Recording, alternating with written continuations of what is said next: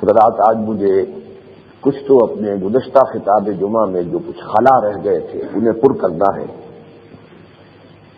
اور جو مضمون اس خطاب میں جاری تھا سابقہ اور موجودہ مسلمان امتوں کا مستقبل، اور اس کے ضمن میں الملحمۃ العظمیٰ، تو میں یہ چاہتا ہوں آج کہ یہ جو تصادم ہونے والا ہے جس میں اصل فریق ہوں گے مسلمان اور یہودی، لیکن یہودیوں کے اعلی کار ہوں گے عیسائی، اس کا جو بالآخر انجام ہوگا وہ بھی آپ کے سامنے وضاحت سے بیان کر دوں۔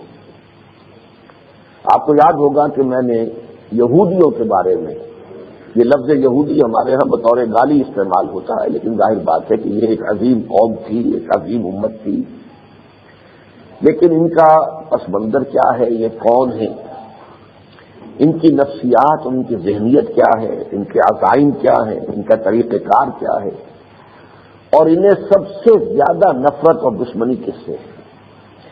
ان 6 امور پر میں نے کسی قدر گفتگو کی تھی۔ یہ کون ہے؟ یہ حضرت یعقوب علیہ الصلوۃ والسلام کی اولاد ہے، بنو اسرائیل۔ حضرت یعقوب کا لقب تھا اسرائیل۔ عبرانی میں اسرائیل وہی معنی رکھتا ہے جو عربی میں عبداللہ، اسر اسیر، اسیر کہتے ہیں کوئی بندھا ہوا، اور ایل عبرانی میں اللہ کے لیے، اسرائیل یعنی ایل کا بندہ، عبداللہ۔ پھر یہ کہ ان کی تاریخ جو ہے ابتدائی کوئی 500 برس تک تو یہ صرف ایک قوم کی حیثیت سے تھے، ابھی ان کی حیثیت امت مسلمہ کی نہیں ہوئی تھی۔ امت مسلمہ کی حیثیت ان کی ہوئی ہے جب انہیں تورات عطا ہوئی ہے۔ یہ تقریباً 1400 قبل مسیح میں، جب حضرت موسیٰ علیہ السلام جو بنی اسرائیل ایک یوں سمجھیے کہ انتہائی مظلومیت اور غلامی کے پھندوں میں پھنسے ہوئے تھے، انہیں نکال کر آئے ہیں اور صحرائے سینا میں کوہ طور پر پھر گئے ہیں، 40 دن کا چلہ انہوں نے وہاں کاٹا ہے، پھر انہیں تورات عطا کی گئی ہے۔ وہ نقطۂ آغاز ہے ان کی تاریخ کا بحیثیت امت مسلمہ۔ اس کے بعد سے لے کر حضور صلی اللہ علیہ وسلم کی بعثت تک، یہ 2000 برس تک ان کو حیثیت حاصل تھی امت مسلمہ کی، اور یہ بڑی طویل مدت ہے۔ ہماری تاریخ ابھی 15ویں صدی میں داخل ہوئی ہے، انہیں 2000 برس تک یہ حیثیت حاصل نہیں۔ 3 کتابیں دی گئیں، اگرچہ ہماری ایک کتاب اللہ کے فضل و کرم سے ان تینوں پر کیا، بہت سو اور مزید بھی ہو تو ان پر بھاری ہے، اپنی عظمت کے اعتبار سے، اپنی کاملیت کے اعتبار سے، لیکن بہرحال تعداد کا اپنا ایک مقام ہے۔ سینکڑوں نبی ان میں مبعوث ہوئے ہیں۔ اس کی جو ذہنیت ہے جو اس قوم کی پروان چڑھ گئی ہے، جو میں نے عرض کیا تھا کہ آدھی بات تو صحیح ہے، اس میں آدھی غلط ہے۔ وہ ذہنیت یہ ہے کہ we are the chosen people of the Lord, ہم اللہ کے پسندیدہ بندے ہیں، چہیتے ہیں، لاڈلے ہیں، ہم پوری دنیا پر، پوری نوع انسانی پر فضیلت رکھتے ہیں۔ یہ بات ایک حد تک صحیح ہے، اللہ نے واقعتاً انہیں فضیلت دی تھی، وَأَنِّي فَضَّلْتُكُمْ عَلَى الْعَالَمِينَ۔ یوں سمجھیے کہ یہ مضمون ویسے تو 2 مرتبہ تو بعین ہی انہیں الفاظ میں پورا بقرہ میں آیا، اس کے علاوہ بھی 3 اور مقامات پر آیا ہے کہ تمام جہان والوں پر اللہ نے ان کو فضیلت دی، لیکن یہ حیثیت ان کی تھی، اب نہیں ہے۔ اس وقت تک جب تک کہ یہ اللہ کے دین پر کاربند رہے، اللہ کے دین کی صحیح نمائندگی کرتے رہے، اپنے قول سے بھی اپنے عمل سے بھی، تو یہی چہیتے تھے، یہی لاڈلے تھے، یہی امت مرحومہ تھے، یہی امت مسلمہ تھے، لہذا یہ اللہ کے پسندیدہ بھی تھے، چہیتے بھی تھے، انہیں اللہ نے عصمت بھی دی تھی۔ لیکن پھر ان کے غلط اعمال کی وجہ سے انہیں معزول کر دیا گیا، اب وہ حیثیت انہیں حاصل نہیں، لیکن ان کے ذہن میں ابھی تک وہ خناس موجود ہے، we are the chosen people of the Lord. اور اس کا نتیجہ یہ نکلتا ہے کہ ان کا جو بچہ بھی پیدا ہوتا ہے اس کی گھٹی میں یہ بات ڈال دیتے ہیں۔ یہ ایک احساس ایسا ہوتا ہے کسی قوم کے افراد میں، اگر بچپن ہی سے یہ بات رہ جائے تو اس کے اندر ایک حوصلہ، ایک امنگ، ایک عزم، جیسے کہ جرمن قوم جو ہے اس کو بھی ایک نشہ پلایا گیا تھا کہ ہم تو اسپیشل، جو ہماری قومیت ہے، we are a superior race. Hitler نے وہ ایسا نشہ پلایا ہے انہیں جس کی وجہ سے آپ نے دیکھا کہ ان کے اندر کتنی قوت پیدا ہو گئی۔ تو یہ جو نشہ ہوتا ہے، یہ نشہ کے اندر بھی آدمی بہت کچھ کام کر گزرتا ہے۔ اس حوالے سے یہ ان کے اندر جو ہے ایک، جس کو کہتے ہیں کہ ان کے اندر عزیمت ہے، ہمت ہے، امنگ ہے، مقاومت ہے۔ چنانچہ تاریخ میں جو ان پر 4 دور آ چکے ہیں ان میں انتہائی سخت ادوار سے یہ گزرے ہیں، بری طرح ان کا تہس نہس کیا گیا، لیکن اس کے باوجود بہت جلد وہ کھڑے ہو جاتے ہیں دوبارہ. تو یہ کیفیت جو ہے ان کے اندر، جس کی وجہ سے ریجوینیشن اور دوبارہ ایک طرح سے کھڑے ہو جانا، یہ ان کی صلاحیت ہے. اور یہ اس کا بالکل واقعہ یہ ہے کہ صحیح مثال ہے کہ زندگی نام ہے مر مر کے جیے جانے کا. تو وہ جو ہے دوبارہ اس کے اندر جو ہے ان کے اندر. اور پھر یہ کہ اللہ تعالیٰ نے ذہانت اور فطانت بہت دی ہے. یہ دوسری بات ہے کہ یہ ذہانت اور فطانت جو ہے، جیسا کہ ہمارا مشاہدہ بھی ہے، کبھی یہی ذہانت اور فطانت کسی انسان کو سیدھے راستے پر، خیر کے راستے پر چلانے میں ممید ہوتی ہے. وہ لوگوں پر سبقت لے جاتا ہے جب خیر کی طرف رخ کرتا ہے، جو زیادہ ذہین ہے، زیادہ فطین ہے. لیکن کبھی یہی ذہانت اور فطانت ایول جینیس کی شکل اختیار کر لیتی ہے. پھر بدی اور برائی اور سازش، اس کے لیے وہی ذہانت اور فطانت استعمال ہوتی ہے. تو ان کا جو یہ دوسرا دور ہے مغضوب علیہم ہو جانے کا دور، اس میں بھی واقعتاً یہ ہے کہ جہاں تک سازشی ہونے کا تعلق ہے، ویسے یہ کہ سائنسدان ان میں بہت بڑے بڑے پیدا ہوئے، فلسفی ان میں بہت بڑے بڑے پیدا ہوئے، اس میں کوئی شک نہیں. وہ ذہانت اور فطانت کا ایک مطلب یہ بھی تھا. لیکن یہ کہ سازشی ذہن ان کا جو ہے وہ بھی بہت ہی مؤثر ہے. ان کا سازش کرنے کی صلاحیت ان میں بدل جائے عتم موجود ہے. تو پہلا خیال تو جیسا کہ میں نے عرض کیا آدھا صحیح ہے، قرآن بھی اس کی تصدیق کرتا ہے، وَأَنِّي فَضَّلْتُكُمْ عَلَى الْعَالَمِينَ، لیکن اس کا آدھا حصہ غلط ہے. اب وہ پوزیشن ان کی نہیں ہے. قرآن مجید نے اس کی نفی کی ہے. فَلِمَ يُعَذِّبُكُمْ بِذُنُوبِكُمْ، ایسا ہی تمہارا خیال ہے کہ تم چہیتے اور لاڈلے ہو تو پھر اللہ تمہیں عذاب کیوں دیتا رہا ہے؟ یہ نبوکدنضر کو ہاتھوں پٹوایا، کبھی اسیرینز کے ہاتھوں پٹوایا، کبھی یونانیوں کے ہاتھوں تمہاری برکت بنی، کبھی رومیوں نے تمہیں کچلا مسئلہ. اس صدی میں جو ہے ہٹلر نے، جرمنوں نے تمہارے ساتھ جو کچھ کیا ہے وہ تو تازہ ترین واقعہ ہے.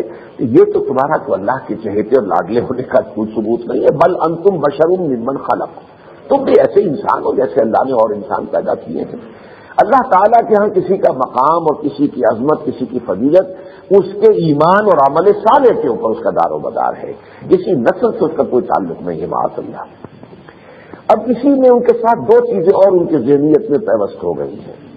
ایک یہ کہ مکمل انسان صرف ہم ہیں، باقی انسان جو ہیں وہ تو انسان نما حیوان ہے.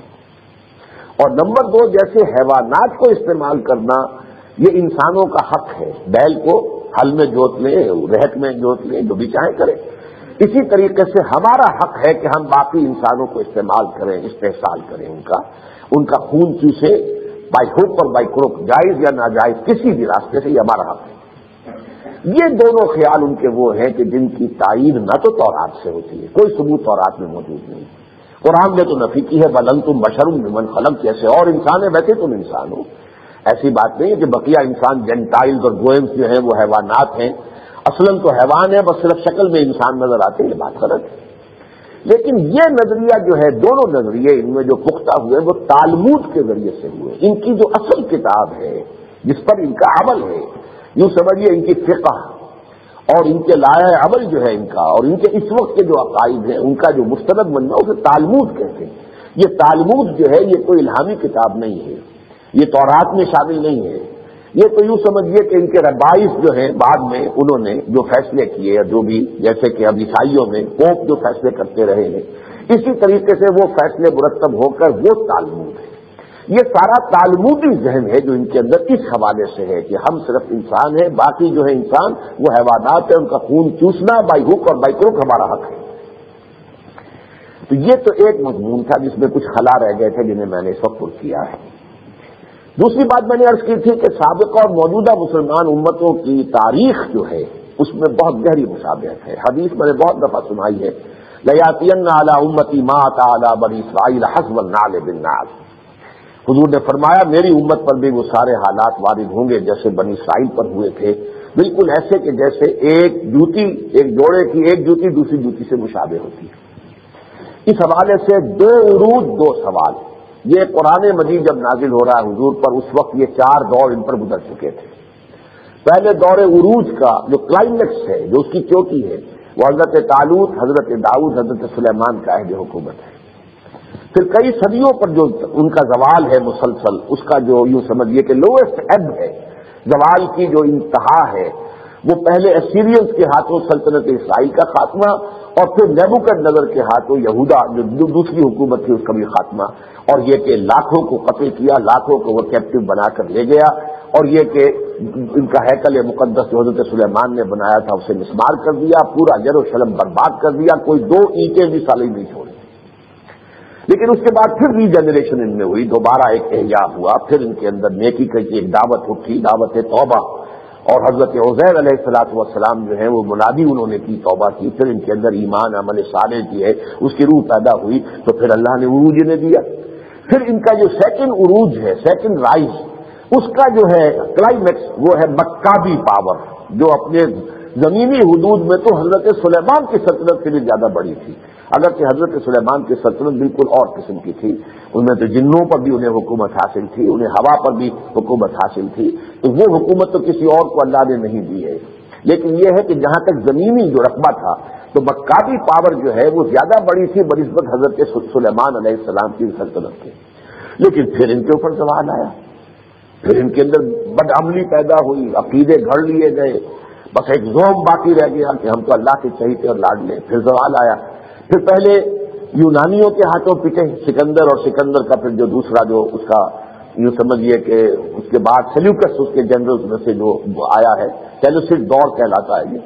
پھر اس کے بعد رومنس کے ہاتھوں پٹتے رہے، انہی کی حکومت تھی جب حضرت عیسیٰ علیہ السلام مبعوث ہوئے ہیں۔ اس کا لوش اب آیا سن 70 عیسوی میں، جبکہ ٹائٹس رومی نے پھر یروشلم پر حملہ کیا، 1,33,000 یہودی ایک دن میں قتل کیے۔ سیکنڈ ٹیمپل جو بنا لیا گیا تھا دوبارہ، سیکنڈ رائز جب ہوا تو انہوں نے وہ اپنا جو ہیکل سلیمانی اسے دوبارہ تعمیر کر لیا تھا، اسے وہ سیکنڈ ٹیمپل کہتے ہیں، اسے بھی گرا دیا گیا، وہ اب تک گرا پڑا ہوا ہے۔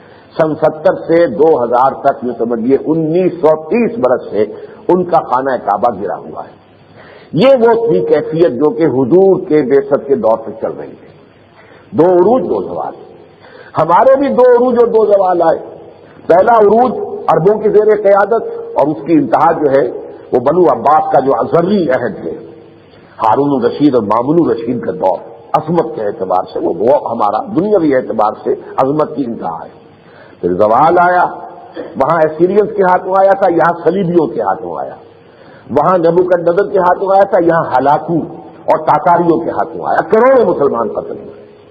لیکن پھر ایک احیاء ہوا، لیکن اب یہ احیاء جو ہے یہ عربوں میں نہیں ہوا، بلکہ اللہ تعالیٰ نے انہی تاتاریوں کو اسلام کی توفیق دے دی جن کے ہاتھوں کروڑوں مسلمان قتل ہوئے تھے۔ انہی کے مختلف قبیلوں سے عظیم سلطنتیں وجود میں آئیں، ترکان تیموری کی ہندوستان میں، ترکان صفوی کی ایران میں، ترکان سلجوقی مڈل ایسٹ میں، ترکان عثمانی، تو پھر گریٹ آٹومان امپائر 400 برس تک جو ہے وہ دنیا کی عظیم ترین سلطنت رہی۔ لیکن پھر زوال آیا۔ اس زوال کا آغاز ہو گیا تھا اسپین کے خاتمے سے، لیکن یہ کئی 100 برس اس میں لگے ہیں، ہوتے ہوتے اس صدی کے آغاز میں پہلی جنگ عظیم کے بعد ملت اسلامیہ امت محمد لوسٹ ایب پر آ چکی ہے۔ دنیا میں کوئی آزاد مسلمان ملک نہیں رہا تھا سوائے نجد کا علاقہ، جس میں تیل اس وقت تک نکلا نہیں تھا، اس لیے وہ آزاد تھا۔ اگر تیل کہیں ہو چکا ہوتا دریافت تو سب سے بڑی تو وہاں پر جو ہے پنجے گڑے ہوتے، لیکن دنیا پورا عالم اسلام جو ہے وہ کولونیل پاورز کا غلام ہو کر رہ گیا۔ یہ لوسٹ ایب پر ہم پہنچے ہیں۔ اب اس کے بعد سے ایک اپورڈ موومنٹ شروع ہوئی ہے جو دونوں کی ہے، لیکن میں اس کے بعد میں عرض کروں گا کہ یہ تو میں نے مشابہت آپ کے سامنے بیان کی ہے ان دونوں امتوں کی، 2 عروج 2 زوال۔ ان میں کچھ فرق بھی ہے، 4 امور نوٹ کر لیجئے کہ ان دونوں کی تاریخ میں فرق ہے۔ پہلا یہ کہ ان کی تاریخ میں انقلاب کی تکمیل اور اسلامی ریاست کا قیام حضرت موسیٰ کی زندگی میں نہیں ہو سکا، ان کے انتقال کے بعد ہوا ہے، اور وہ بھی ایک حکومت نہیں 12 حکومتیں انہوں نے بنا لی۔ لہذا ان کا جو دور خلافت راشدہ ہے وہ حضرت موسیٰ کے 300 برس بعد شروع ہوا ہے، یعنی جسے ہم کہتے ہیں حضرت طالوت، حضرت داؤد، حضرت سلیمان کا عہد حکومت، یہ گویا کہ ان کا دور خلافت راشدہ ہے۔ لیکن ان کے رسول اور اس خلافت راشدہ میں 300 سال کا فصل ہے، جبکہ ہمارے ہاں اللہ کے فضل و کرم سے، حضور کے دست مبارک سے، حضور ہی کی محنت اور جد و جہد سے، اور آپ کے ساتھ آپ کے صحابہ کرام کی قربانیوں سے، محمد الرسول اللہ والذین معہ، ان کی کوششوں سے حضور کی زندگی ہے مجال حق و ازاق الباطل، انقلاب مکمل ہوا اور پورے جزیرہ نما عرب پر اللہ کا دین غالب ہو گئے، اور خلافت راشدہ بھی متصل ہے، کوئی فصل نہیں ہے۔ پھر تو وہ گاڑی جو چلی ہے آگے تو پھر حضرت ابوبکر، حضرت عمر، حضرت عثمان، اور یہ نوٹ کیجئے وہاں بھی 3 ہی کو میں گن رہا ہوں خلفائے راشدین میں سے، طالوت، داؤد، سلیمان علیہ السلام. یہاں بھی 3 ہی ہیں اصل میں. حضرت علی خلیفہ راشد ہے، لیکن حضرت علی کے دور میں وہی حادثہ ہو گیا تھا کہ جو اس سے پہلے حضرت سلیمان کے انتقال کے بعد ہوا تھا کہ وہ پوری مملکت 2 حصوں میں تقسیم ہو گئی تھی، ایک اسرائیل، ایک یہودا. اسی طرح حضرت علی کے عہد خلافت میں بھی پورے عالم اسلام پر حضرت علی کی حکومت قائم نہیں ہو سکی. شام اور مصر علیحدہ رہے، تقسیم ہو گئے. بہرحال ہمارا خلافت راشدہ کا دور جو وہ ساتھ ساتھ چلا ہے. یہ فرق ہے بہت بڑا ہمارے اور سابقہ امت مسلمہ میں. دوسرا فرق یہ ہے کہ وہ تو چونکہ ایک نسل پر مشتمل امت تھی، لہذا احیاء بھی ہوا تو اسی نسل میں ہوا. دوسرا دور بھی جو آیا ان کے عروج کا، وہی یہودی، انہی کے اندر پھر اصلاح ہوئی اور وہ دعوت اور منادی توبہ کی حضرت عزیر نے بلند کی، اور ان کے اندر دوبارہ ریجنریشن، ریوائول، ریجوینیشن، جو بھی آپ کہیں، ایمان کا احیاء ہوا، اور اس کے نتیجے میں انہیں پھر دوبارہ. یہاں یہ شکل نہیں، کیونکہ یہ ملٹی ریشیل، ملٹی نیشنل امت ہے. اس امت کا نیوکلیس تو ہے بنی اسماعیل، یعنی عرب کے لوگ، اور انہی کی زبان میں قرآن نازل ہوا، انہی میں سے خود حضور تھے صلی اللہ علیہ وسلم. وہ نیوکلیس ہے.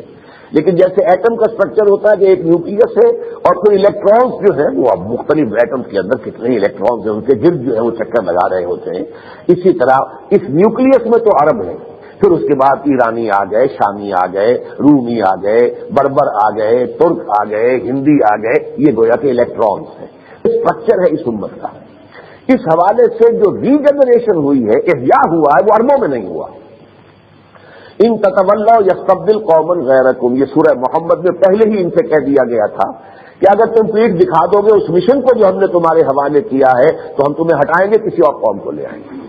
لہذا یہ عجیب ہوا ہے تاریخ کے اندر، شاید اس کا کوئی اور پیرلل نہیں ہے کہ کروڑوں مسلمان قتل ہوئے تاتاریوں کے ہاتھوں، پھر وہ تاتاری ایمان لے آئے، اور انہی کے مختلف جو ٹرائبز تھے، قبیلے تھے، انہی کے ذریعے سے اسلام کا دور عروج جو ہے، دوسرا دور عروج شروع ہوا ہے. اور یہ ذہن میں رکھیے یہ حضرت یافس کی اولاد ہے، جبکہ یہ سیمیٹکس جو ہے یہ حضرت سام کی اولاد ہے. سیمیٹکس اسی لیے کہلاتے ہیں. گویا کہ جو امیین ہیں، جو نیوکلیس ہے اس امت کا، وہ سیمیٹک ہے، سامی النسل ہے. اور یہ جو تھے یہ ہے یافس، حضرت نوح علیہ السلام کے جو دوسرے بیٹے ہیں ان کی اولاد ہیں. تو یہ گویا کہ حضرت نوح علیہ السلام کی ایک نسل سے امت مسلمہ کی قیادت دوسری نسل کو منتقل ہو گئی. تیسری بات یہ ہے کہ یہ جو تیسرا دور عروج شروع ہوا ہے، اس میں یہ سابقہ امت ہم سے ذرا آگے چلی گئی ہے. جیسے کہ دوڑ ہو رہی ہو تو کچھ کوئی شخص پہلے ہی سے آگے کھڑا ہوا ہو، وہ دوڑے گا. تو اس وقت مقابلہ جو ہے ذرا ان ایکول اس اعتبار سے محسوس ہو رہا ہے کہ وہ ان کا پلڑا بھاری نظر آ رہا ہے.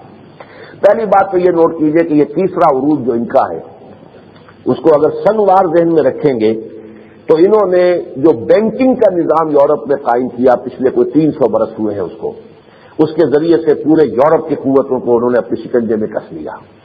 پھر انہی بینکرز نے، یہ ایلڈرز آف دی زائن، یہ بینکرز تھے سب کے سب، جنہوں نے جمع ہو کر سوئٹزرلینڈ کے ایک شہر بیسل کے اندر جمع ہوئے، اور تھیوڈور ہلز جو ہے اس نے پھر وہ ان کو جمع کیا، زائنسٹ موومنٹ شروع کی، اور اس کے پروٹوکولز بنے. یہ ہے 1897 کی بات.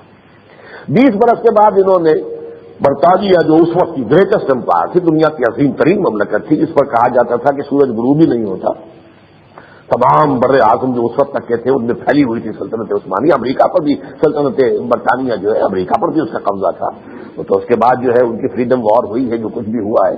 تو اس حوالے سے یہ جو ایک قوت تھی، اس کے ذریعے سے جو بھی ہم پر مسلمانوں پر پھر عذاب آیا ہے، لیکن اسی کے ہاتھوں پھر ان کو وہ بالفور ڈکلیریشن کے ذریعے سے یہ حق حاصل ہوا کہ یہ فلسطین میں جائیداد خرید سکتے ہیں، سیٹل ہو سکتے ہیں. پھر اس کے بعد زمانہ ذرا بدلا ہے.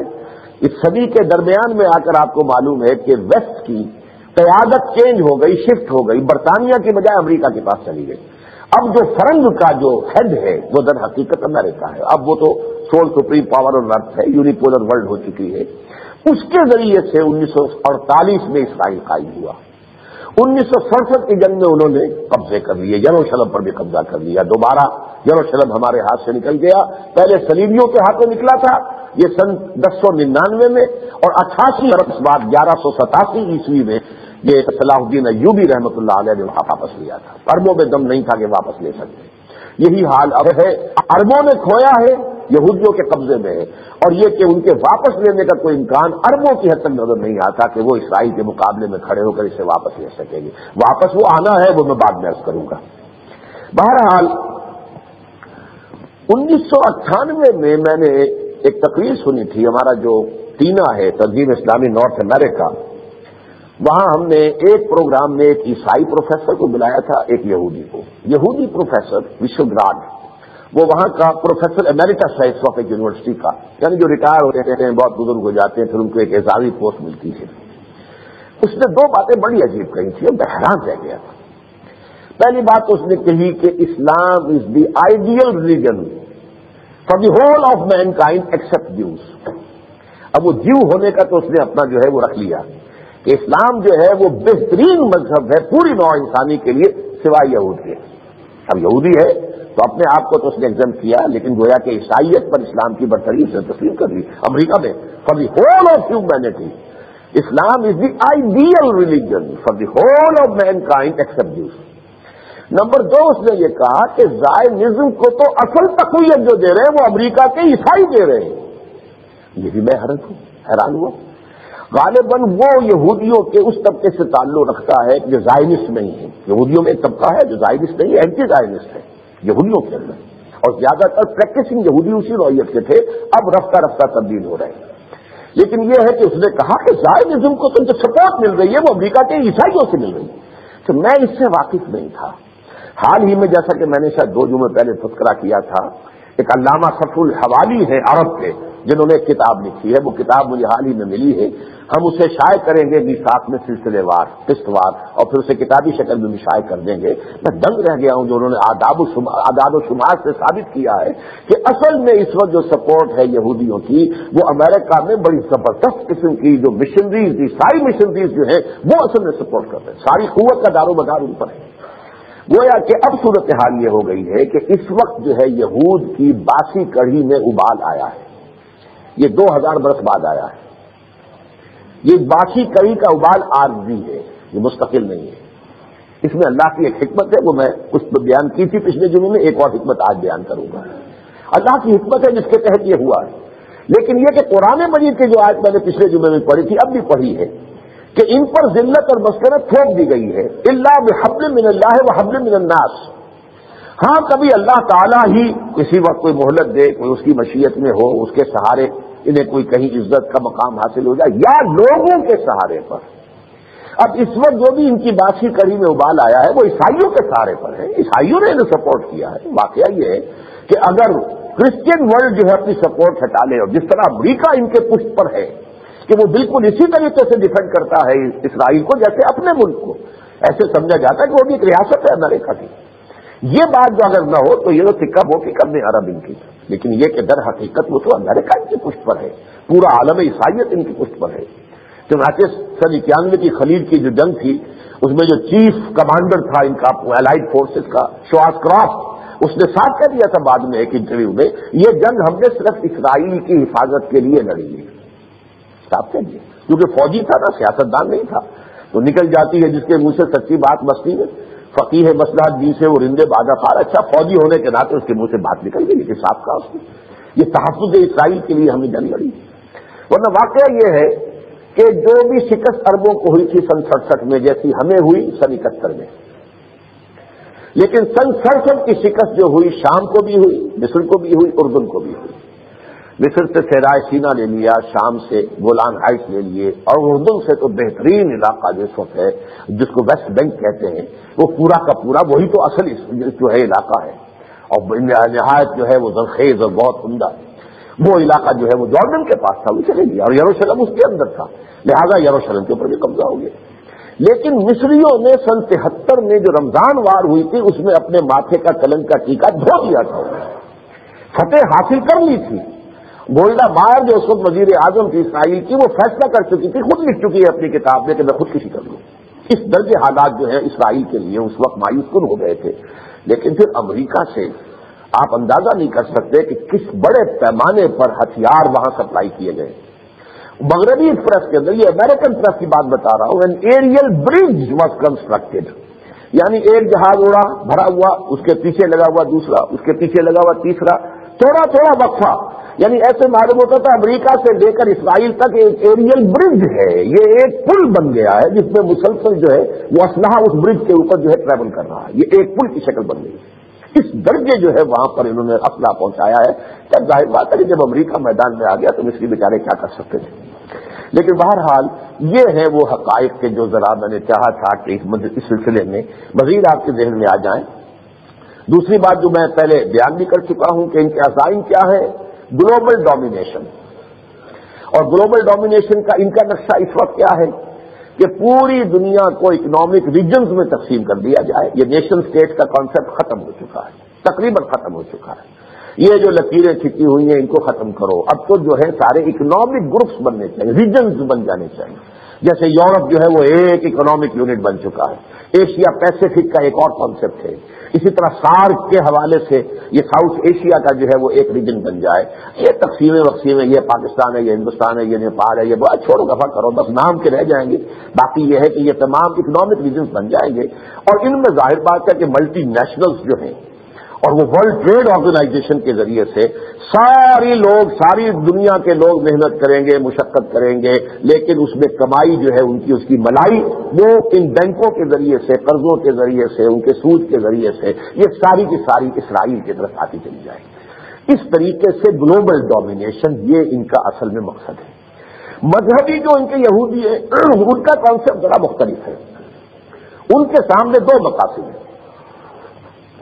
یہ جو پہلا میں نے مقصد بیان کیا ہے یہ ہے سیکولر زائنسٹ جو یہودی ہے اس کا۔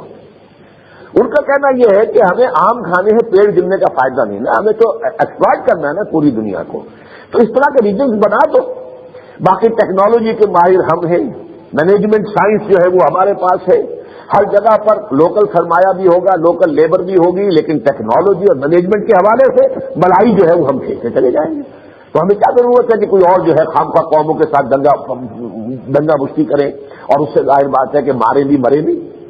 لیکن مذہبی جو یہودی ہے پریکٹسنگ، اس کا تصور یہ ہے کہ ہمیں گریٹر اسرائیل بنانا ہے جو نیل سے لے کر فرات تک ہوا، یعنی مصر کا بھی بہترین زرخیز علاقہ، پھر پورا سرائے سینا، پھر اس وقت کا اسرائیل اور فلسطین، اور پھر یہ کہ لبنان اور شام پورا، اور یہ کہ عراق کا اکثر و بیشتر حصہ فرات تک، یہ بہترین علاقہ۔ جنوب میں اس کی سرحدیں جائیں گی، مدینہ منورہ کو بھی انکلوڈ کریں گی، گویا کہ سعودی عرب کا بھی ایک بڑا چنک جو ہے اس میں شامل ہوگا، شمال میں ترکی کا بھی مشرقی حصہ اس میں شامل ہوگا۔ تو یہ سارا علاقہ، یہ گریٹر اسرائیل ہمیں بنانا ہے۔ یہ مملکت حضرت سلیمان کی تھی یا مکابی پاور کی ہو سکتی ہے ایک زمانے میں ہو، بہرحال یہ ان کا گریٹر اسرائیل کا نقشہ۔ نمبر دو یہ کہ ہمیں ہر قیمت پر اپنا ٹیمپل تعمیر کرنا ہے، اور وہ بات سمجھ میں آتی ہے، ان کا خانہ کعبہ ہے، اس حوالے سے وہ گرا پڑا ہوا ہے۔ اب تو یروشلم ان کے قبضے میں ہے، جب تک کہ ان کے قبضے میں نہیں تھا تو بیچارے مجبور تھے، جو بھی کیا کریں، لیکن اب تو ان کے قبضے میں ہے، اب تو یوں سمجھیے 33 برس سے ان کے قبضے میں ہے، تو اب بھی وہ نہ بنائیں، وہ بنائیں گے، ہر کاسٹ پر بنائیں گے۔ یہ ہے در حقیقت کہ جو یہودیوں کے اندر جو ہے ایک اختلاف رائے ہے کہ ان کا سیکولر عنصر، زائنسٹ عنصر یہ کہتا ہے، ان کے درمیان ایک پیکٹ یہ ہوا ہے جو انہوں نے رشوت دی ہے مذہبی یہودیوں کو کہ ٹھیک ہے یروشلم میں ہم کوئی نہیں قبول کریں گے مسلمانوں کا کوئی اشتراک، جبکہ ادھر یاسر عرفات کا کہنا یہ ہے کہ یروشلم ہی ہماری فلسطینی ریاست کا بھی صدر مقام ہوگا، یعنی ڈویژن آف یروشلم، ایک یہودی حصہ یروشلم کا ہو جائے گا اور ایک ایسٹرن حصہ جو ہے وہ مسلمانوں کا ہوگا۔ لیکن انہوں نے یہ کہہ دیا ہے جو یہودی ہیں وہاں کے جو پریکٹسنگ یہودی ہیں یا مذہبی کہ نہیں، یروشلم پر نتھنگ ڈوئنگ، یہ تو ہمارا ہی رہے گا اور یہ غیر منقسم دارالخلافہ ہوگا اسرائیل کا، ریاست کا۔ اور دوسرے یہ کہ ہر کاسٹ پر ٹیمپل تعمیر کرنا ہے، کوئی بہانہ ہوگا کسی وقت جس بہانے سے کہ یہ مسجد خضرا، وہ مسجد اقصیٰ کو گرائیں گے، اور وہ جو گنبد ہے، وہ جو قبۃ الصخرہ جہاں کس چٹان سے کہ حضور کا معراج کا سفر شروع ہوا تھا، وہ ایک بڑی چٹان تھی، اس چٹان کو پھر مسلمانوں کے ہاں ایک بڑی ہی محترم حیثیت حاصل ہے، اس کے اوپر پھر ایک بہت بڑا گنبد تعمیر کیا گیا، قبۃ الصخرہ، صخرہ چٹان کو کہتے ہیں۔ چٹان کے اوپر جو جیسے کہ جو لوگ حج کے لیے جاتے ہیں، اب آپ کو معلوم ہے کہ صفا اور مروہ جو ہے وہ بھی اب صرف نشانیاں ہی باقی رہ گئی ہیں نا، سب پہاڑی کی شکل میں کہاں نظر آتی ہیں اوپر، بلکہ صفا کے اوپر تو بہت بڑا گنبد بھی بنا دیا گیا ہے اب۔ تو اسی طرح سے وہ اس چٹان کے اوپر ایک بہت بڑا گنبد ہے، ایک مسجد اقصیٰ ہے وہاں اور ایک یہ قبۃ الصخرہ ہے۔ ان کو وہ گرائیں گے کسی بہانے سے، کوئی بم بلاسٹ ہو جائے، کہیں گے صاحب ہوگا کوئی جنونی ہوگا وہ کر گیا ہے، یا یہ کسی بہانے سے خود کریں گے اور وہ انہیں بنا لیں۔ یہ ہے در حقیقت اس سلسلے میں جو اس وقت کا سیناریو ہے۔ اس میں جیسا کہ میں نے عرض کیا تھا، اس وقت ان کا پلڑا بھاری ہے۔ چنانچہ خلیج کی جنگ کے بعد تمام عرب ممالک نے سر جھکانے کے اوپر اپنے آپ کو مجبور پایا۔ جس طرح کا تہس نہس صدام حسین کا معاملہ کر دیا گیا تھا عراق کا، اب اس کے حشر کو دیکھ کر جب انہیں طلب کیا گیا میڈرڈ کے اندر، اب امریکہ نے جو ان کے درمیان مصالحت کا پروسیس شروع کرایا تو کہاں سے شروع کرایا؟ میڈرڈ سے، اسپین سے، جہاں 800 برس تم نے حکومت کی تھی۔ اب یہ تمہارا قبرستان ہے جہاں تمہارے لاکھوں قتل کیے گئے تھے یا زندہ جلائے گئے تھے، آؤ وہاں آؤ۔ وہاں سے بات شروع ہوئی تھی۔ کتنے سال اس کو ہو گئے؟ وہ معاملہ اب اچھی طرح سمجھ لیجئے کہ وہ اس کروشل سٹیج پر اب آگے آئے۔ یہ احود براک ہے یا اس سے پہلے جو تھا ریبین، آپ کو معلوم ہے انہوں نے اس مصالحت کی کوشش کی، اس لیے کہ وہ اس زائدس ذہن کے لوگ ہیں کہ ہمیں زمین سے کیا لینا ہے، ہمیں آم کھانے پیڑ نہیں گننے، کر دو زمین واپس۔ سینائی واپس کر دیا مصر کو، اب گولان ہائٹس کے لیے بھی کوئی تیاری کر رہے ہیں، اور اس طرح جو لبنان کے جنوبی علاقے سے بھی اپنی فوجیں واپس بلانے کی بات کر رہے ہیں کہ جولائی تک ہم واپس بلا لیں گے، اور ویسٹ بینک سے بھی رفتہ رفتہ ابھی 10% دے دیا ہے، 6% دے دیا، علاقہ جو ہے وہ فلسطینیوں کے کنٹرول میں آتا جا رہا ہے۔ تو وہ لینڈ فار پیس، اس فارمولے کے تحت کہ زمینی جو ہم نے قبضے کیے ان کو واپس کر دیے جائے تاکہ امن ہو جائے۔ امن ہو جائے، یہ پورا ایک ریجن ہوگا، تیل ان کا ہے، دولت ان کے پاس ہے، پیٹرول ڈالر کے انبار ان کے پاس ہے، پھر یہ کہ غریب عرب بے شمار ہیں کہ جو محنتی ہمیں مل جائیں گے لیبرس کی حیثیت سے، تو اس ریجن کو تو ہم بنا دیں گے پوری دنیا کے اندر جو انڈسٹریل جو ہے اس کے ٹاپ پر لے جائیں گے، اور اس کو ملائی ہم کھائیں گے، مکھن ہم کھائیں گے، چھاچھ ان کو پلائیں گے۔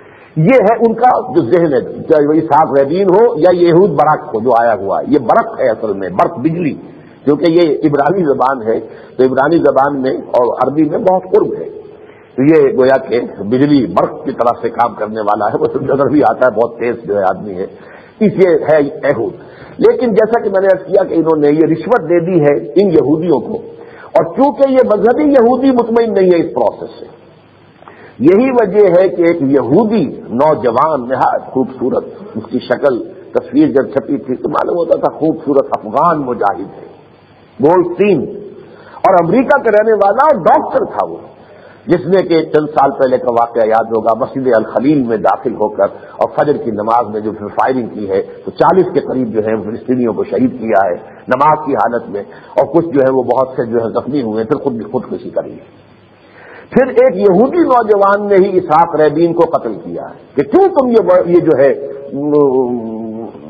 ارتھ فار پیس، لینڈ فار پیس کا معاملہ کیوں لے کر چل رہے ہیں؟ ہمیں تو گریٹر اسرائیل بنانا ہے، جو رقبہ آ چکا تم وہ بھی واپس کر رہے ہو، یہ کیا بات ہے؟ ہمیں تو بنانا ہے گریٹر اسرائیل۔ تو یہ کانفلکٹ جو ہے مذہبی یہودیوں کا اور جو سیکولر یہودی ہے زائنسٹ ذہن کا ہے، ان کے درمیان اسرائیل میں ابھی چل رہا ہے۔ لیکن یہ جان لیجئے کہ اب جو آخری تصادم ہے وہ بہت قریب آ چکا ہے۔ اس وجہ جیسا کہ میں نے عرض کیا تھا کہ ہماری بھی اپورڈ موومنٹ شروع ہوئی ہے، ہماری اپورڈ موومنٹ شروع ہوئی ہے اس صدی کے وسط سے، ہم تقریباً کوارٹر سینچری تو کم سے کم پیچھے ہیں ان سے۔ ان کی تھرڈ موومنٹ اپر جو شروع ہوئی ہے 1917 کم سے کم شروع کر لیجئے، جبکہ انہیں دوبارہ آباد ہونے کا حق دیا گیا۔ ہمارا یہ ہوا ہے کہ جب مڈل آف دس سینچری میں اس صدی کے وسط میں پھر جو تحریکیں چلی اور ملک آزاد ہوئے ایک ایک کر کے، پاکستان آزاد ہوا، پھر انڈونیشیا آزاد ہوا وغیرہ وغیرہ، یہ ملیشیا وغیرہ ہوتے ہوتے یہ سارا تقریباً تمام عالم اسلام آزاد ہو گئے۔ تو یہ گویا کہ اپورڈ موومنٹ تیسری ہماری ہے، ان کی اپورڈ موومنٹ ہم سے ذرا آگے چلی ہے، اور چونکہ پورا کرسچین ورلڈ ان کی پشت پر ہے اس لیے اس وقت ان کی گڈی جو ہے وہ بہت چڑھی ہوئی ہے، ان کی طاقت ہے، ان کے سپورٹرز بہت ہیں، وہ پورے جو ہے کنٹرول کر رہے ہیں امریکہ کی پالیسیز کو، پوری دنیا کا جو ہے سرمایہ کاری کو وہ کنٹرول کر رہے ہیں، سرمایہ دار سب سے بڑے وہ ہیں اس اعتبار سے۔ لیکن یہ ہے کہ یہ معاملہ جب آگے بڑھے گا تو یہ بھٹی کسی بھی وقت دہک سکتی ہے، اس لیے کہ یہ پیس پروسیس اس سٹیج پر اب آ گیا ہے کہ ستمبر کا آخری ڈیڈ لائن ان کا ہے آپس میں کہ اس وقت تک ہمیں پیس پروسیس کو مکمل کر لینا ہے۔ لیکن اب یہ کئی سال سے یہ پروسیس جو چلتا ہے پھر رک جاتا ہے، پھر چلتا ہے پھر رک جاتا ہے، بس آپ خبروں میں دیکھتے رہیے، اب پھر فلسطین کے یاسر عرفات اور ادھر سے پہلے اسحاق رابین یا کوئی اور ہوتا تھا، اور اس کے بعد جو ہے اب یہ یہود مبارک ہے. تو اس طریقے سے، لیکن یہ کہ کہیں کوئی نتیجہ نہیں نکل رہا. کچھ زمینیں تو انہوں نے تھوڑی سی واپس کی ہیں، اور ایک سوک جو ہے اتھارٹی بنا دی ہے فلسطینیوں کے ہاتھ میں، اس کے چیئرمین جو ہے یاسر عرفات ہیں. لیکن یہ کہ وہ جب یروشلم کا معاملہ آئے گا، اور خاص طور پر جو فلسطینی جو ہے مہاجرین کی حیثیت سے پوری دنیا کے اندر فراہ گزین پڑے ہوئے ہیں، ان کے واپس فلسطین میں آنے کا معاملہ آئے گا، تو یہ دو ایشوز ہیں کہ جن پر کوئی کمپرومائز کرنے کے لیے اسرائیل تیار نہیں. لہذا یہ پروسیس ختم ہو جائے گا. اسی طرح کیونکہ کلنٹن صاحب جو ہے ان کا کچھ نفسیاتی سا مسئلہ یہ بن گیا ہے کہ وہ تاریخ میں اپنا نام رکھنا چاہتے ہیں کہ ایک ایسا صدر بھی امریکہ کو ملا تھا، چاہے وہ جو بھی اس لڑکی کی وجہ سے، کیا نام تھا اس کا، مونیکا لیونسکی، وہ اس کی وجہ سے جو بھی اس کے اوپر جو بھی کالک اس کے بنی گئی تھی چہرے پر، لیکن دنیاوی سطح پر اپنے ملک میں بھی وہ بہت کامیاب رہا. معیشت جو ہے اس کے دور میں امریکہ میں جتنی اونچی گئی ہے، واقعہ یہ ہے کہ اس کا بوجھ سمجھا جاتا ہے اور اس اعتبار سے انتہائی پاپولر ہے. اور دوسرے وہ دنیا کی سطح پر چاہتا ہے کہ میں ایک پیس میکر کی حیثیت سے اور صلح کرانے والے آدمی کی حیثیت سے تاریخ میں میرا نام جائے. اسی لیے وہ کسی طریقے سے کوشش کر رہا ہے کہ یہودیوں کا فلسطینیوں کا بھی معاہدہ ہو جائے. اسرائیل کا اور شام کے درمیان بھی انہوں نے گفتگو شروع کی، اگرچہ وہ بھی ناکام ہو گئی ہے. اسی طرح وہ چاہتے ہیں، ان کی واقعی دلی یہ خواہش ہے کہ بھارت اور پاکستان کے مسئلہ میں کوئی ٹھیک اور یہاں پر بھی جو ہے وہ امن پیدا ہو جائے. تو اس حوالے سے کوششیں اپنی جگہ پر ہے، لیکن جو نظر آ رہا ہے وہ یہ ہے کہ یہ کہیں بھی کامیابی نہیں ہوگی، اور یہ بھٹی کسی بھی وقت دہک سکتی ہے. یہ بھٹی جب دہکے گی، مثلاً یہ کہ کبھی قبۃ الصخرہ گرا دیا جائے، مسجد اقصی گرا دی، کیا ہوگا؟ عالم عرب میں حکومتیں اور ہیں، عوام اور ہیں. عوام میں نوجوان، وہ جو تحریکیں ہیں، جو گواہ اسلامیہ مصر کی نظر آتی ہے، FIS نے جو کچھ کر کے دکھایا جیسا ہے، وہ نوجوانوں کے اندر تو بڑی طرف ہے، بہت جذبہ ہے. جانے دینے جو ہے ان کے لیے بڑا بڑے حد تک ہے. کتنے عرب آئے ہیں اور انہوں نے افغانستان میں آ کر جو ہے وہ اپنی جانیں دی ہیں. اسی طریقے سے یہ اب ایک عرب ہی تو ہے جو اس وقت بغاوت کی ہے، یہ جو بھی معاملہ شروع کیا تھا چیچن مجاہدین نے، وہ ابن خطاب ہے جو اردن کا رہنے والا ہے. وہ ہے اصل میں کہ جو سب سے بڑا کھٹک رہا ہے، جیسے اسامہ ابن لادن کھٹکتا ہے امریکہ کی نگاہ میں، ایسے وہ ابن خطاب ہے. باقی یہ کہ ان کے اپنے بھی ہیں وہ جو بھی وہاں کے لوکل لیڈرز ہیں، لیکن زیادہ نمایاں وہ ہے. ان عربوں کی طرف سے جب احتجاج کا معاملہ اٹھے گا تو جو قیامت آئے گی، پہلے تو چونکہ حکومتیں وہ ہیں جو امریکہ کی جھولی میں، امریکہ کی جیب میں، وہ خود قتل کریں گے. جیسے 6000 مسلمان ہندوستان میں قتل ہوا پولیس فائرنگ سے، جب مسجد جو ہے شہید کی گئی، بابری مسجد ایودھیا کی. یہ ہو سکتا ہے کہ 60 لاکھ مسلمان قتل ہو جائیں. اور نوٹ کیجئے، عین ممکن ہے، کیونکہ حضور کی وہ حدیث سنا چکا ہوں، لَيَأْتِيَنَّ عَلَىٰ أُمَّتِي مَا أَتَىٰ عَلَىٰ بَنِي إِسْرَائِيلَ حَلْوَ النَّالِ بِالنَّالِ. تو جو کچھ اس صدی میں ہوا ہے یہودیوں پر یورپ میں جرمنوں کے ہاتھوں، اللہ نہ کرے، اللہ نہ کرے، اللہ نہ کرے، لیکن آثار یہ ہے کہ وہی ہوگا. امت مسلمہ کا نیوکلیس جو ہے، نیوکلیس عرب، اس عالم عرب کے اوپر اس درجے کی انتہائی بڑی تباہی نظر آ رہی ہے سامنے. اب میں اس ضمن میں آپ کو کچھ حدیثیں سنانا چاہتا ہوں. پہلی حدیث بخاری شریف کی ہے. حضرت زینب بنت جحش رضی اللہ تعالی عنہا حضور کی زوجہ محترمہ ہیں. وہ فرماتی ہیں ان النبی دخل علیہا حزان، کہ ایک دن حضور ان کے حجرے میں داخل ہوئے تو بڑے گھبرائے ہوئے سے تھے، گھبراہٹ طاری تھی. فقال، اور آپ نے فرمایا، ویل للعرب، ہلاکت اور بربادی ہے عربوں کے لیے، من شر قد اقترب، اس بدی سے، اس شر سے، اس خرابی سے، اس عذاب سے جو قریب آ چکا ہے. فتح اليوم من ردم یاجوج و ماجوج مثل هذه، حضور نے فرمایا یاجوج اور ماجوج کی جو دیوار تھی اس میں اتنا دروازہ کھل گیا ہے. آپ نے اپنے انگیٹھے کو وحلق باصبعيه الابهام والتي تليها، یہ انگوٹھا اور اس کے برابر والی انگلی سے آپ نے حلقہ بنایا، اتنا سوراخ اس دیوار میں ہو گیا ہے، یعنی یاجوج اور ماجوج کا خروج جو ہے اس کا آغاز ہو گیا. اس پر حضرت زینب فرماتی، میں نے عرض کیا یا رسول اللہ، اے اللہ کے رسول، انہلکو وبیننا الصالحون، کیا ہم ہلاک کر دیے جائیں گے حالانکہ ہمارے مابین صالحین موجود ہوں گے، نیک لوگ موجود ہوں گے؟ فرمایا قال نعم، ہاں ہلاکت آئے گی، بربادی آئے گی. اذا کثر الخبث، جب خباثت بڑھ جائے گی، غلبہ خباثت کا ہو جائے گا. جو آج ہے ان کی تہذیب، ان کا تمدن، ان کی مغربی پوری کی پوری چھاپ، ان کے اندر جو ہے اس سے دوسری حدیث بھی میں ابھی آپ کو سناؤں گا تو معلوم ہوتا کہ وہ فتنہ تو آ چکا ہے. یہ یاجوج ماجوج کون ہے ان کو سمجھ لیجیے, چونکہ حضرت یافس کا میں ذکر کر چکا ہوں. حضرت یافس کے جو بیٹے تھے ان میں یہ نام آتے ہیں گوگ اینڈ میگوگ, یاجوج اور ماجوج. ظاہر بات ہے یہ ساری چیزیں تورات میں ہیں, قرآن مجید میں ان چیزوں کا ذکر ہے تو اس کے لیے ہمیں لازماً رجوع کرنا ہوتا ہے تورات کی طرف, اس لیے کہ یہ تاریخ جو ہے قرآن نے اس طریقے سے بیان نہیں کی, اس لیے کہ وہ تورات کے اندر موجود ہے, رجوع کیجیے ادھر. تو یہ یاجوج ماجوج حضرت یافس کی قوم ہے. اور یہ یوں سمجھیے کہ سینٹرل ایشیا کے جو پہاڑی سلسلہ ہے اس سے حضرت یافس جو ہے اس کو عبور کر کے اس کے شمال میں جا کر آباد ہو گئے تھے. حضرت سام کی اولاد جنوب کی طرف اتری, عراق اور شام اور سعودی, یہ جو جزیرہ نما عرب کے اندر آباد ہوئی. سیمیٹکس یہاں تھے.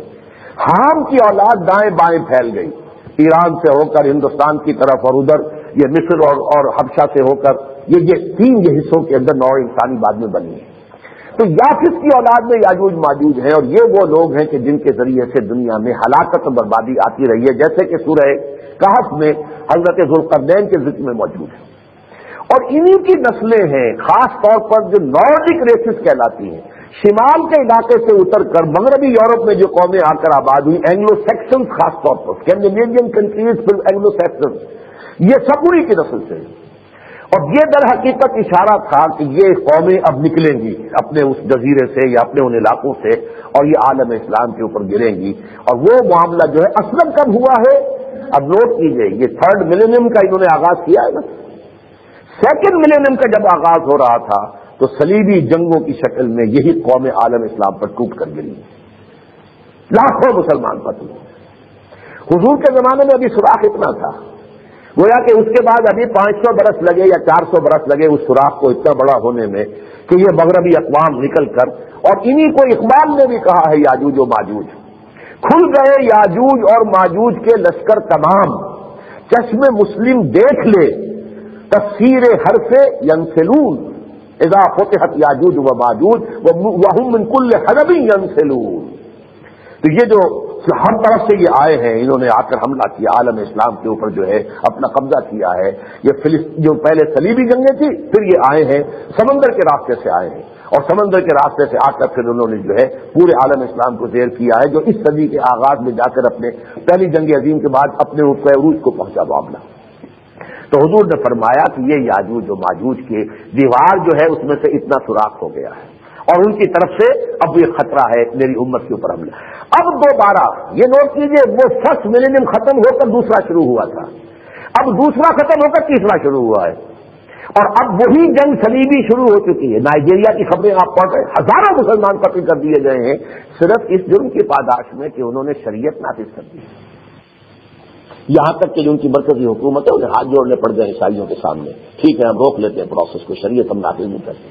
بھائی تمہیں کیا تکلیف ہے, مسلم اکثریت کا علاقہ ہے, اس کے اندر وہ اپنی شریعت نافذ کرنا چاہتے ہیں.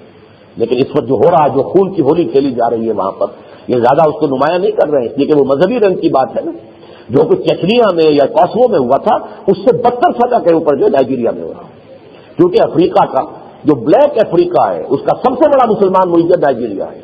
باقی تو یہ کہ شمالی افریقہ کے تو بلیک لوگ نہیں ہیں, مصر ہے, لیبیا ہے, اور الجزائر ہے, اور تیونس ہے, وہ تو بڑے یہ جو مغرب کے لوگ کہلاتے ہیں تو یورپین کی طرح جو ہے سرخ و سفید رنگت کے لوگ ہیں. تو بلیک افریقہ میں سب سے بڑا مسلمان ملک نائجیریا ہے, اور وہاں وہ جہاد وہ کرسیڈ شروع ہو چکی.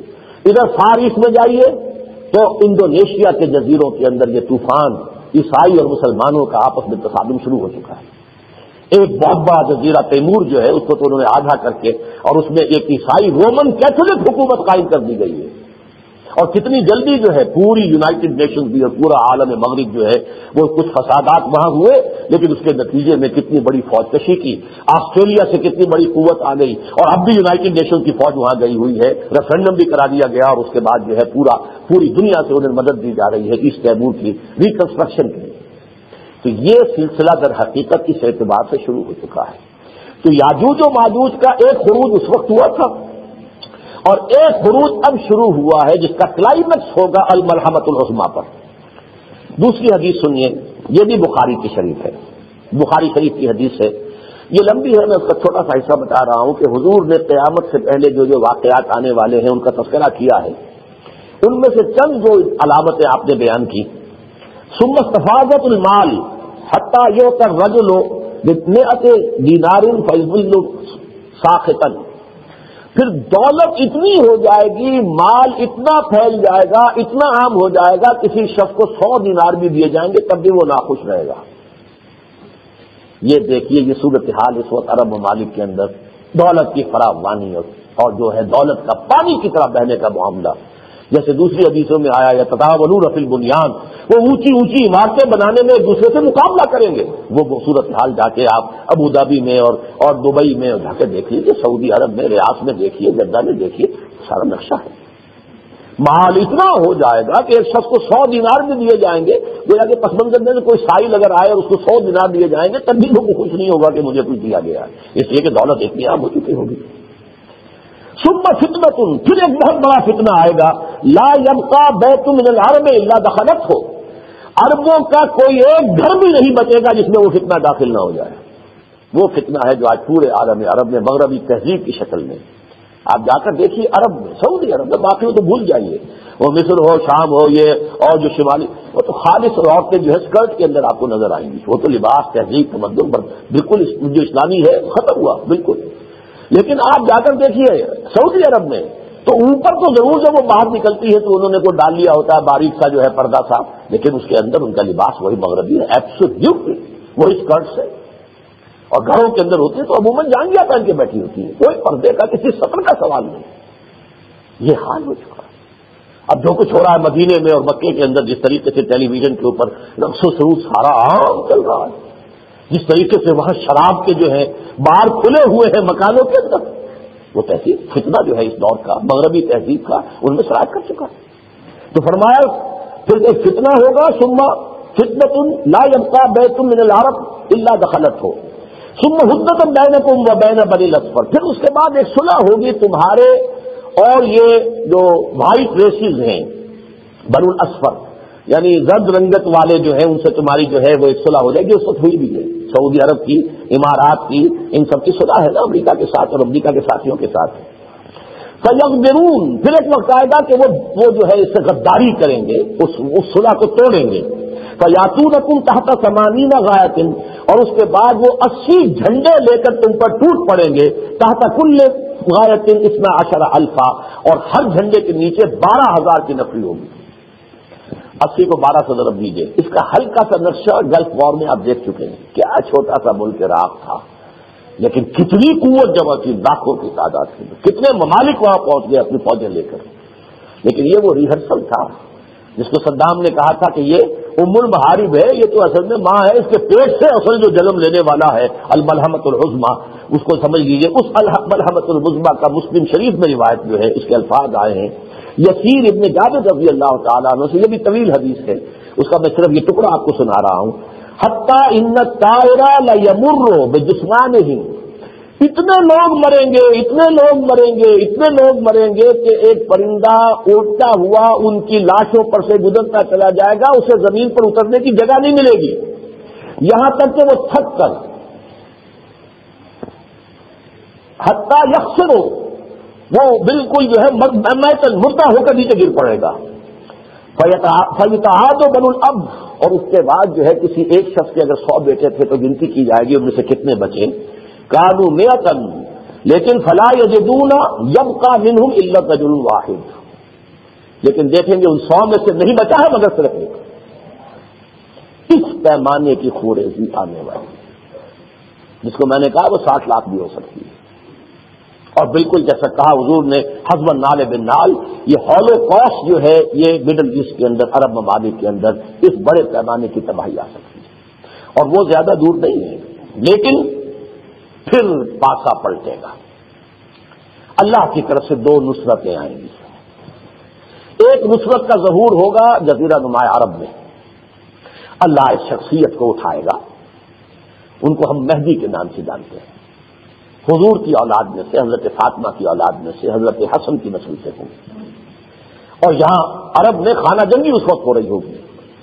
ایک دوسری حدیث جو ام سلمہ رضی اللہ تعالی عنہا سے، اس میں یہ ہے کہ ایک بادشاہ کے انتقال کے بعد خانہ جنگی شروع ہو جائے گی ملک کے اندر، اور شدید اندیشہ موجود ہے کہ شاہ آفات کے بعد یہ جو خانہ جنگی شروع ہو جائے، اس لیے کہ امریکہ کو جو ان کا ولی عہد ہے پرنس عبداللہ وہ پسند نہیں ہے، وہ بدل دیں گے عین وقت کے اوپر، جیسے کہ بدلوایا ہے تو وہ ولی عہد تھا اردن کا، اسے بدلوایا عین وقت پر، 25-30 سال سے چھوٹا بھائی جو تھا شاہ حسین کا وہ ولی عہد تھا حسن، بدل کر بیٹے کو کروا دیا۔ یہی انہوں نے کروایا ہے ایک اور جگہ پر بھی، یہ سارے کام انہوں نے یہاں بھی کروانے، اس لیے کہ ان کو ناپسندیدہ آدمی تو پسند نہیں ہے، لہذا وہ چاہیں گے کوئی اور اس پر خانہ جنگی ہو جائے گی، اس لیے کہ عبداللہ کے پاس کنٹرول ہے الحرس الوطنی کا، جو نیشنل گارڈ ہے بیڈوئن فورس، اور کوشش بھی کی گئی تھی کہ اس کو اس سے معزول کر دیا جائے، لیکن وہ آ رہا، اس نے اس کا چارج نہیں چھوڑا ہے۔ اور اس وقت میں لوگوں کی نگاہیں ہوں گی کسی شخص پر کہ یہ جو کرائسس ہے ہمارا نیشنل اور یہ ہنگامہ ہے، خوریزی ہو رہی ہے، تو کوئی اللہ کا بندہ جس پر کہ نگاہیں جمی ہوں گی کہ اسے میدان میں آنا چاہیے اور یہ میدان میں آ کر لیڈ کرے، لوگوں کو رہنمائی دے، لیکن وہ صاحب اس سے کنی کترائیں گے، مدینے میں رہتے ہوں گے، پھر وہ وہاں سے بھاگ کر مکے میں جا کے چھپ جائیں گے، پھر کچھ اہل اللہ ہوں گے جو انہیں تلاش کریں گے اور انہیں مجبور کریں گے، اور جو خانہ کعبہ میں یوں سمجھیے کہ خانہ کعبہ کے باہر جو رکن ہے جس میں کہ حجر اسود ہے اور پھر وہ مقام ابراہیم، اس کے مابین ان کے ہاتھ پر بیعت کی جائے گی، وہ حضرت مہدی ہوں گی، ان کی حکومت عرب میں قائم ہوگی، ایک صالح خالص اسلامی حکومت قائم ہوگی۔ اس کے لیے حدیث موجود ہے جامع ترمذی میں، یہ حضرت ام سلمہ کی روایت جو میں نے سنائی ہے یہ سنن ابی داؤد میں موجود ہے کہ یہ تفصیل ہوگی، جس کے شواہد نظر آ رہے ہیں، محسوس ہوتا ہے کہ بالکل اسٹیج سیٹ ہوگا اس کے لیے، لیکن یہ کہ جامع ترمذی کی روایت جو ہے حضور نے فرمایا صلی اللہ علیہ وسلم، اور یہ لا تذهب الدنيا حتى يملك العرب رجل من اهل بيتي يعطي اسمه اسمي، دنیا ختم نہیں ہوگی جب تک کہ عرب میں میری نسل سے، میری اولاد میں سے ایک شخص اس کا بادشاہ نہ بنے اور اس کی حکومت قائم نہ ہو، جس کا نام وہی ہوگا جو میرا نام ہے۔ بعض احادیث میں آتا ہے میرے نام پر اس کا نام ہوگا اور میرے والد کے نام پر اس کے والد کا نام ہوگا، یعنی والد کا نام عبداللہ اور ان کا اپنا نام محمد ہوگا۔ تو یہ ہے ایک روایت کے جو جامع ترمذی کی روایت ہے۔ تو ایک تو اللہ کی طرف سے مدد یہ ہوگی کہ مسلمانوں کو ایک لیڈر ملے گا، ایک رہنما ملے گا، متقی ہوگا، نیک ہوگا، اللہ کے ہاں اس کا ایک مقام اور مرتبہ ہوگا، اللہ کی مدد اور نصرت اس کے شامل حال ہوگی، اور جزیرہ نما عرب میں ایک خالص اسلامی حکومت قائم ہوگی۔ دوسری مدد جو آئے گی وہ حضرت مسیح کا نزول ہوگا۔ یہ ہے وہ مسئلہ جس کے لیے میں نے آج کچھ آیات بھی پڑھی تھی کہ حضرت مسیح علیہ السلام کو جبکہ ان کے اوپر جو ہے یہ دائرہ حیات اس دنیا میں تنگ کر دیا گیا تھا، ان کو سولی پر چڑھانے کا فیصلہ ہو چکا تھا، تو عیسائیوں کے عقیدے کے مطابق تو وہ گرفتار ہو گئے۔ یوڈاس اسکریوٹ ان کے جو ایک حواریین میں سے ایک شخص تھا، اس نے مخبری کی، گرفتار کروا دیا، وہ پھانسی چڑھ گئے اور وہ اس پر موت بھی واقع ہو گئی، لیکن پھر ریزریکشن ہو گئی، زندہ ہو گئے چند دن کے بعد، 3 دن کے بعد پھر آسمان پر چڑھ گئے اور پھر واپس آئیں گے۔ یہ عقیدہ ہے عیسائیوں کا۔ ہمارے نزدیک وہ ہرگز نہ انہیں سولی دی گئی، نہ انہیں وہ کوئی قتل کیا جا سکا، اللہ نے انہیں زندہ آسمان پر اٹھا دیا۔ چنانچہ اس قال اللہ یا عیسیٰ، یاد کرو جب کہ کہا تھا عیسیٰ انی متوفی کا ورافعک، میں تمہیں اپنے قبضے میں، اپنے کنٹرول میں لے لوں گا، اپنے چارج میں لے لوں گا اور تمہیں اٹھا لوں گا اپنی طرف۔ وہ متحروں کا من الذین کفروا، اور یہ جو یہودی کفر کر رہے ہیں، تمہارا انکار کر رہے ہیں، تمہیں جادوگر اور ولد الزنا قرار دے رہے ہیں، میں ان سے پاک کر دوں گا تمہیں۔ وجاعل الذین اتبعوا کا فوق الذین کفروا الی یوم القیامہ، اور جو لوگ تیری پیروی کریں گے اے عیسیٰ، جو تجھے مانیں گے، میں اسے رکھوں گا قیامت تک غالب ان لوگوں پر جنہوں نے کفر کیا، یہودیوں پر عیسائیوں کا غلبہ۔ آج بھی جیسا کہ میں نے کہا تھا کہ اگر باسی کڑی میں ابال آیا ہے تو وہ عیسائیوں کی بدولت، عیسائیوں کی سپورٹ سے آیا ہے، غالب تو وہی ہے، ان کی مدد ہے۔ تو اس کے بعد ثم الی مرجعکم فانبئکم واحکم بینکم فیما کنتم فیہ تختلفون، پھر میری طرف تم سب کو لوٹ کر آنا ہے، پھر میں تمہارے مابین فیصلہ کر دوں گا۔ یہ معاملہ جو ہے ہمارے ہاں بدقسمتی سے کہ جو یوں سمجھیے کہ جہاں تک مہدی کی روایات کا تعلق ہے وہ صحیحین میں نہیں ہے، صحیح بخاری صحیح مسلم میں نہیں ہے۔ اس اعتبار سے حضرت مہدی کے بارے میں کوئی کلام کرے، گفتگو کرے تو مجھے اس سے کوئی جھگڑا نہیں ہے، لیکن حضرت مسیح کے زندہ آسمان پر اٹھائے جانے اور ان کے دوبارہ آسمان سے نزول کا جو شخص منکر ہے، میرے نزدیک وہ حدیث کا منکر ہے، تو وہ کسی حدیث کو نہیں مانتا، اس لیے کہ یہ تو تواتر کے ساتھ حدیث ہے۔ پوری کتاب لکھی ہے مولانا انور شاہ کاشمیری رحمۃ اللہ علیہ نے، کس قدر متواتر احادیث اس پر ہیں کہ اب وہ نازل ہوں گے، اور کب نازل ہوں گے جب یہ آخری شو ڈاؤن ہو رہا ہوگا، حضرت مہدی کی قیادت میں عرب، اور ادھر سے عیسائیوں کی طاقت ہوگی جس کے اندر پہل مسلمانوں کا بہت نقصان ہوگا، عربوں کا بہت نقصان ہوگا، عربوں کا بہت نقصان ہوگا، لیکن اس کے بعد پھر پلڑا بدلے گا اور عربوں کا پلڑا کچھ بھاری ہونا شروع ہوگا، تو پھر یہودی بھی اور دجال اکبر بھی میدان میں آ جائیں گے۔ یہ بالکل ایسے ہی ہے جیسے کہ اس فرید کی جنگ میں ہوا تھا کہ ساری قوتیں جو ہے وہ میدان میں آئیں، لیکن ان سے کہہ دیا تھا اسرائیل سے تم بیٹھے رہو خاموش، تم بتاؤ، تمہاری پروٹیکشن ہمارے ذمہ ہے، تمہیں اگر صدام حسین کے اسکڈ میزائل کا اندیشہ ہے تو لوگ پیٹریوٹک میزائل ہم دے دیتے، اس کے میزائل کو فضا ہی میں ختم کر دیں گے، تمہیں کوئی حملہ نہیں ہوگا، تم بیٹھے رہو۔ تم میدان میں آ گئے تو جو مسلمان ہمارا ساتھ دے رہے ہیں وہ پھر ہم سے باغی ہو جائیں گے، کیونکہ ایک نفرت سے عالم عرب کو، سعودی عرب ہمارا ساتھ دے رہا ہے اور جو ہے مصر ہمارا ساتھ دے رہا ہے، یہ سارے عرب جو ہے اگر اسرائیل میدان میں کود جاتا تو پھر وہ نقشہ بدل جاتا۔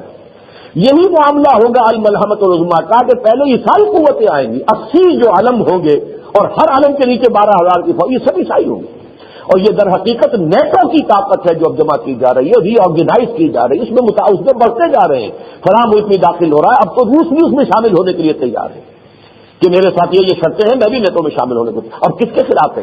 کون سی بڑی طاقت ہے؟ امریکا کے بعد اور 10 پورے یورپ کے بعد کون سی طاقت ہے؟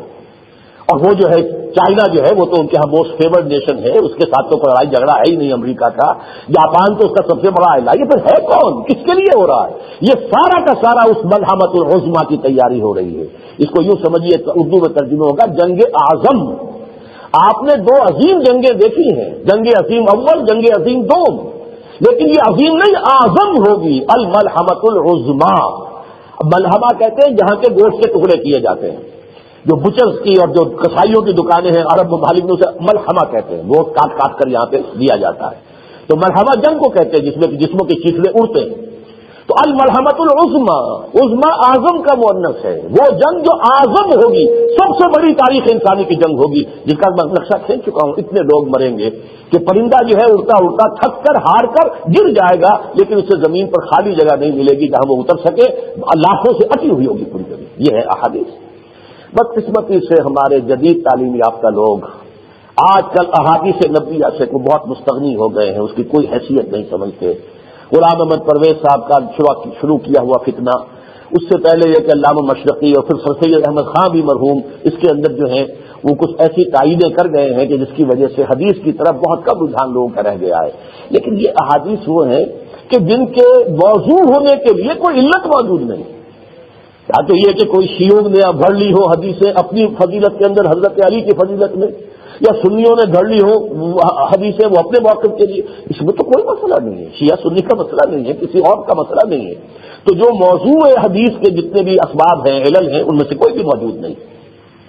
بہرحال اس کا جو آخری وقت، اور یہ نوٹ کر لیجئے، یہ جو 2 میں نے کہا تھا اللہ کی طرف سے تائیدیں آئیں گی، ایک مہدی، ایک حضرت مسیح علیہ السلام کا نزول، اور آخری جنگ یہودیوں کا استیصال ہوگا، وہ عذاب استیصال جو ڈیو تو ہو چکا تھا ان پر حضرت مسیح علیہ السلام کے بعد، کہ انہوں نے حضرت مسیح کو رد کیا اور اپنے بس پر سولی پر چڑھا دیا، تو اسی طریقے سے مستحق ہو گئے تھے جیسے قوم نوح، قوم ہود، قوم صالح ہلاک ہوئی ہے، یہ بھی ہلاک کر دیے گا۔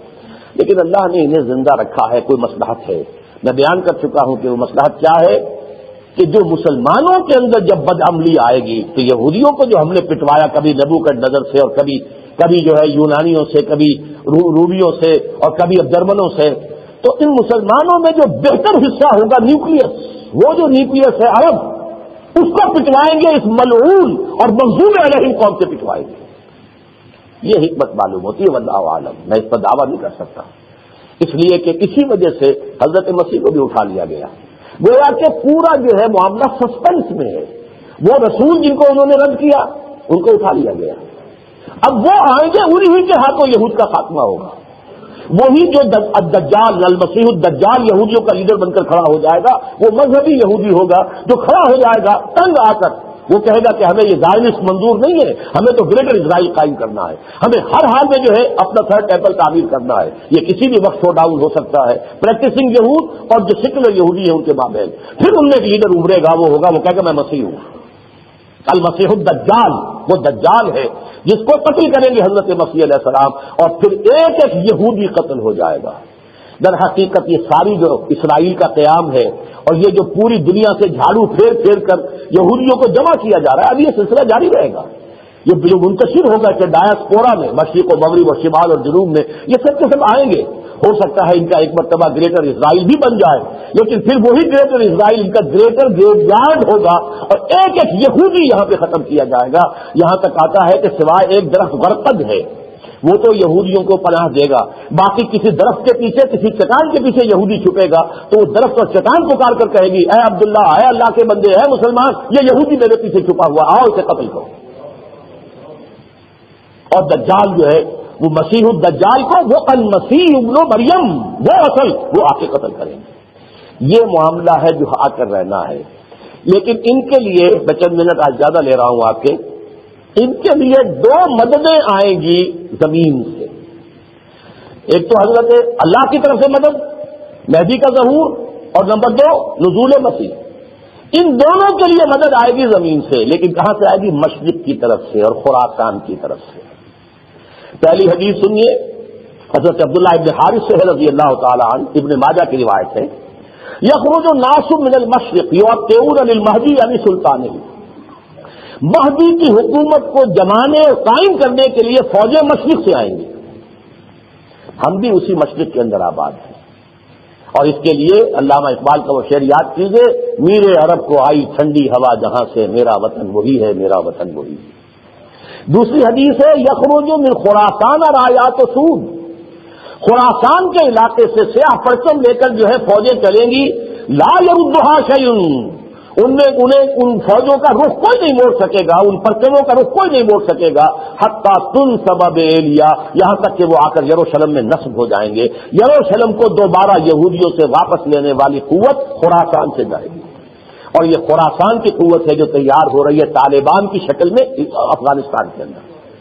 یہ دو ملک ہیں، پاکستان اور خراسان، پاکستان اور افغانستان، ان کے اجتماع سے یہاں سے فوجیں جائیں گی، اور یہیں سے وہ فوجیں جائیں گی، حدیث میں آتا ہے کہ جو حضرت مسیح کے ساتھ ہو کر دجال سے جنگ کریں گے۔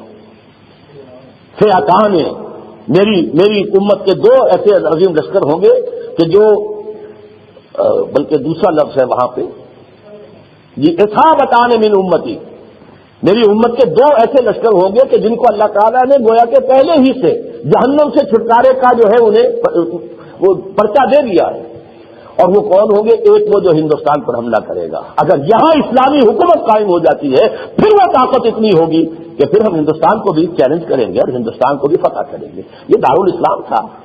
یہودی 2000 سال کے بعد اگر آ کر وہ اگر فلسطین کا دعویٰ کر سکتے ہیں تو ہم سے تو یہ کوئی ابھی صرف 200-250 برس پہلے ہمارے سے لیا گیا ہے نا، ورنہ اس سے پہلے 800 برس تک کون حکمران تھا یہاں؟ 1000 years defeat جو ہے جو کہی تھی، جو اس نے کہا تھا اندرا گاندھی نے بھی ہے نا، 1000 years defeat کس کے ہاتھوں تھی؟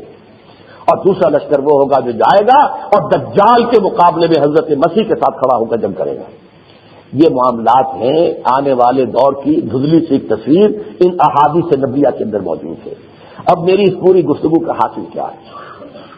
دیکھیے نتیجہ پہلے تو یہ سمجھیے، نتیجہ کیا ہوگا اس کا آخری، یہود کا کلی استحصال، وہ عذاب جو 2000 برس سے پینڈنگ کیا گیا تھا، وہ پھانسی کی سزا جو انہیں حضرت مسیح کو رد کرنے کی وجہ سے جس سے وہ مستحق ہو گئے تھے، اب 2000 سال کے بعد آئے گی، ایگزیکیوشن ہوگی اور حضرت مسیح سے ہوگی۔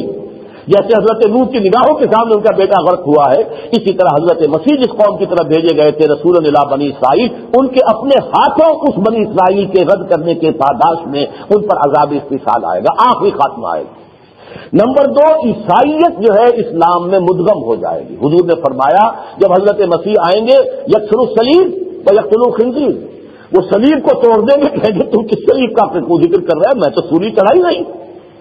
وہ سارا عقیدہ ان کا صلیبی کے گرد تو گھوم رہا ہے نا، پوری عیسائیت صلیب پر کھڑی ہوئی ہے۔ جیسے پوری شیعت جو ہے یہ محرم کے جو 10 دن ہوتے ہیں ان کے اوپر ہی کھڑی ہے نا، اسی طریقے سے سارا معاملہ جذباتی اعتبار سے اس محرم کا عاشورہ ہے جس کی وجہ سے شیعت جو ہے وہ زندہ ہے، اور یہ صلیب کا معاملہ ہے جس پر عیسائیت زندہ کھڑی ہے، روتے ہیں یا جو بھی کچھ ان کو جو جذباتی چیزیں ہیں، یکسر الصلیب، صلیب کو توڑ دیں گے، کیا تمہارا یہ عقیدہ ہے؟ میں تو زندہ آسمان کو اٹھایا گیا تھا، اور نمبر 2 یہ کہ جو تم نے اتنی بڑی ترمیم کی ہے شریعت موسوی میں، سور کو حلال کر لیا ہے، یقتل الخنزیر، قتل کر دیں گے کہ اس کا وہ فضیلت ختم ہو جائے. یہ دونوں کام کریں گے اور تمام عالم عیسائیت جو ہے وہ اسلام کے اندر مدغم ہو کر اور پھر پوری دنیا میں اسلام کا غلبہ ہوگا. یہ آخری نتیجہ جس کو اقبال نے کہا ہے کہ شب گریزاں ہوگی آخر جلوہ خورشید سے ہوگا، اور یہ کہ یہ چمن معمور ہوگا نغمہ توحید سے، نغمہ توحید اور دین حق کا غلبہ، جس کے لیے بہت سی احادیث، صحیح احادیث جو ہیں وہ میں آپ کو کئی مرتبہ سنا چکا ہوں. لیکن اب جو بات میں کہنا چاہتا تھا کہ ہمارے لیے اس پوری بحث کا اصل نتیجہ کیا ہے، حاصل کیا ہے، لیکن وقت ختم ہو چکا ہے. میں اس کو اب اپنے اگلے جمعے کے لیے وہ میں مضمون کو رکھ رہا ہوں. اس کی انشاءاللہ